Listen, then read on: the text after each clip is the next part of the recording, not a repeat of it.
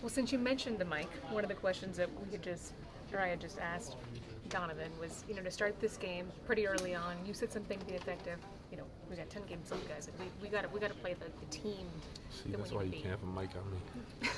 It was a great. Yeah, but you would have never heard that before. I know. I wouldn't have said it if it didn't make air, but it was on air.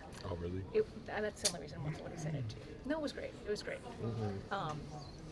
In those types of moments, like why is that important? You got to be playing your best basketball going into the playoffs. You don't just want to wake up when it's time to wake up. So we need to start figuring out what it is that we need to do to play our best basketball and be our best selves going into April and May. And, we have, 9 games now to figure it out. And I think everybody in here knows that and got that message. And we're going to try our best to figure that out for these last 9 games.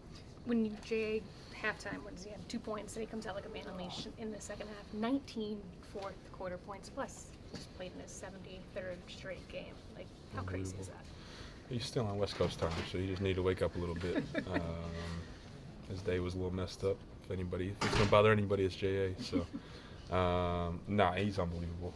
What he does for us night in, night out, every single night. Like you said, he doesn't miss games. So, for him to do that, for him to give us that spark and play with that edge, it definitely helped us win the game. When you see Donovan in facilitator mode, career high 14 assists like that, what do you think? Pass me the ball. He did. Yeah, I know. He tonight. got the message.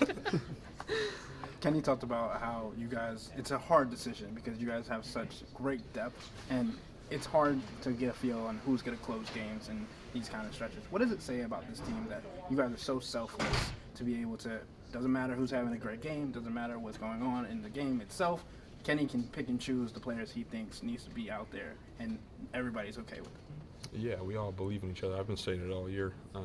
We all enjoy each other's successes. We all want each other to win and do great things. So when you have a locker room like that, good things can happen. So we need to keep that spirit, keep that edge, and know that everybody in here is more than capable enough to help us get a win in any single way. Isaac's had that kind of night tonight. In his first stint, he got out and was a jolt off the bench. Points, rebounds, defense. He did that last game too.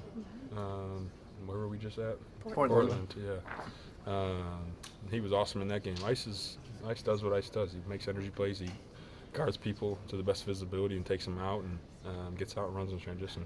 Ice is a hell of a player for us, and we're lucky to have him. There are a lot of ways to describe this team, but unselfish would probably be at the top of the list. And a lot of times in sports, that's a rarity, especially for an entire team. I don't know if hard is the word, but just, how unique is that to have a locker room full of unselfish guys? It starts with your best players. It starts with your superstars. Evan, Don, DG, JA, they're the most selfless people in the room. So if those guys are acting like that, nobody else in the room has any respect to act a different way. So they set the tone, they set the standard, and it just goes to show you that they're phenomenal basketball players, but they're better humans and understand the bigger picture. And it's great for our team, and they've been doing it all year, and they'll continue to do it because that's just who they are. Kind of hopping off of what he just said, Javante came in for a 3 to 4 minute stretch in the Huge. fourth. I would say he had a back tap. He had the 3 that he hit. Just having that kind of guy in the back pocket to go to, it feels like that could be something really important for the playoffs too. Yeah, he made big plays tonight.